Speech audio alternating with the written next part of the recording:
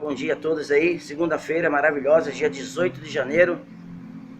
Os desafios aí, mais uns desafios na vida da gente aí, todos os dias fazem parte aí do nosso cotidiano, né? Então, nesses momentos assim, eu gosto de lembrar muito das histórias da Bíblia, né? Tantas histórias, né, de coisas que aconteceram e a maneira como a gente reage a essas adversidades que aparecem aí na nossa vida, né? Eu lembro bastante, eu gosto bastante de um rei de Judá, que hoje é Jerusalém, né? O reino de Judá, cidade de Davi, né? Eu gosto de lembrar bastante do rei Ezequias, né?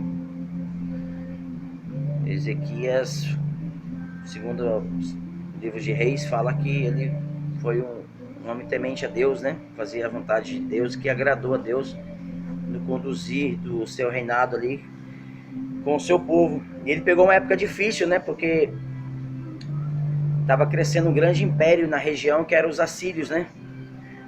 E os assírios na antiguidade aí, por volta de 600, 700 anos antes de Cristo, era um reino que foi um grande império na época, né? Eles dominaram a Babilônia, dominaram toda aquela região ali, subjugaram o Egito, subjugaram várias nações.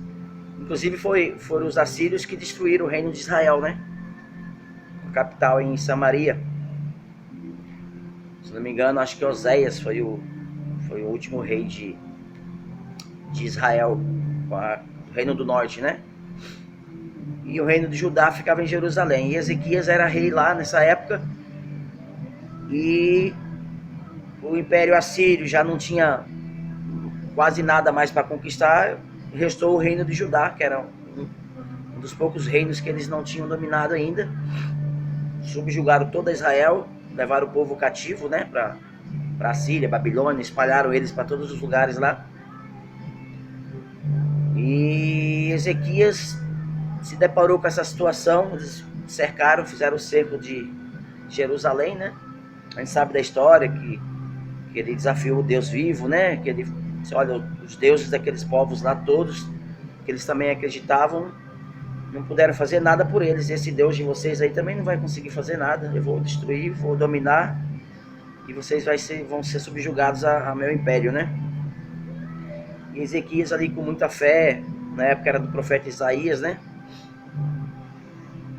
E, enfim, a gente sabe da história que Deus mandou o anjo, matou lá mais de 180 mil assírios, né?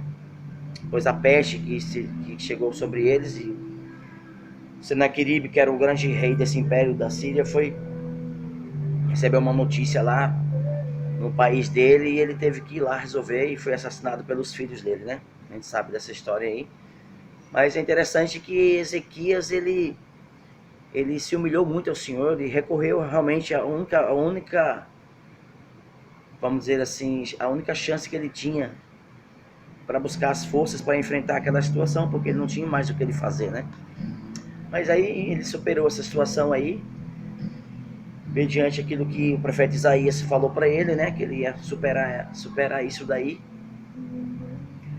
E resumindo, ele depois teve uma doença que ele pegou, que foi uma úlcera, né? Uma úlcera bem forte, né? E o profeta Isaías foi lá falar para ele, olha, felizmente, prepare suas coisas, organize a sua vida, deixa tudo ok aí que você vai morrer, tá bom? Deus manda falar para você que seu tempo já acabou.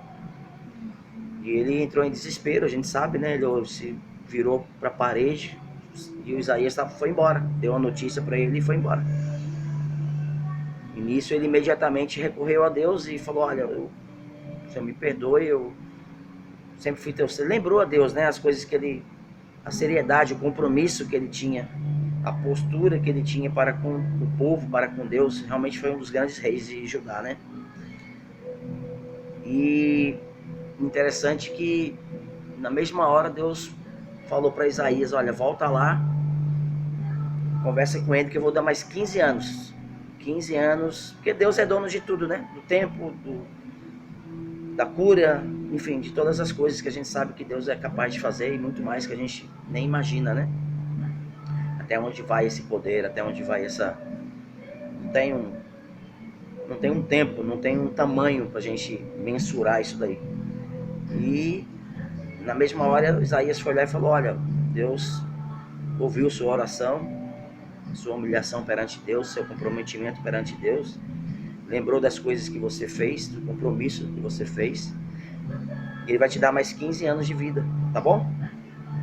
E aí ele ficou assustado com aquilo ali pra ele. Deus fala que eu vou morrer, realmente eu tô com uma doença aqui, agora eu vou viver mais 15 anos, né? Mas ele não duvidou de nada disso, a única coisa ele pediu uma prova, né? Isaías, me dá uma prova aí que realmente Deus vai fazer isso por mim, né? E aí Isaías fala pra ele: olha, você quer o quê? Ali tem uns degraus ali da escada. Você quer que Deus avance 10 degraus? Ou seja, você quer que Deus avance o tempo mais rápido? Ou você quer que Deus volte o tempo? Ou seja, a sombra do degrau volte 10 degraus, né? Ou seja, o que Deus tinha que fazer ali para provar para ele? Ou acelerar o tempo mais rápido, ou voltar o tempo. Aí Isaías não é bobo nem nada, falou: não, mas só vai avançar o tempo, é fácil para Deus, é fácil. Para mim também não é muito difícil.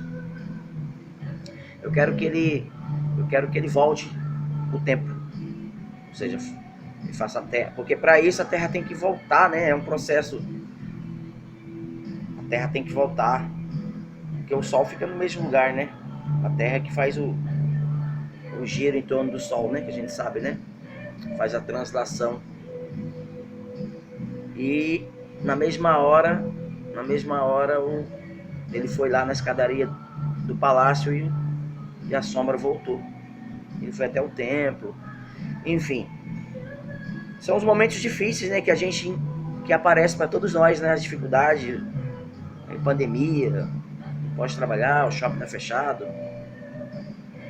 Mas a nossa fé ela não pode ser abalada por causa disso, né? Ela na verdade é o contrário, ela tem que ser testada mesmo. E graças a Deus que Deus faz assim. Ele nos testa, né? Nossa fé, nossa determinação, nosso compromisso. Até onde a gente quer chegar, onde a gente não quer chegar. E pelo grande poder dele, pela misericórdia dele, enfim, pela grande sabedoria dele, ele faz as coisas, né? Avança o tempo, faz o tempo voltar. Enfim, é maravilhoso, né? A gente saber disso. E é isso aí, gente. Assim como Ezequias se humilhou a Deus, pediu a Deus, e Deus deu mais 15 anos na vida dele, fez o tempo voltar atrás. É uma grande prova aí pra gente que tudo é possível, né? Tudo é possível. E os obstáculos estão aí, a gente vai superar eles. Uma situação difícil aí nessa pandemia, muita gente morrendo. Em Manaus, só sem oxigênio, sem... É complicado, né? Pedir a Deus para que Ele tenha misericórdia aí, que Ele possa abrandar aí e resolver essa situação aí. Mas é isso aí. Assim como Ezequias, eu me espelho nessa situação para podermos superar. E tudo é possível para aquele que crê. E eu creio. E a gente vai conseguir vencer todos os dias da nossa vida. Um abraço.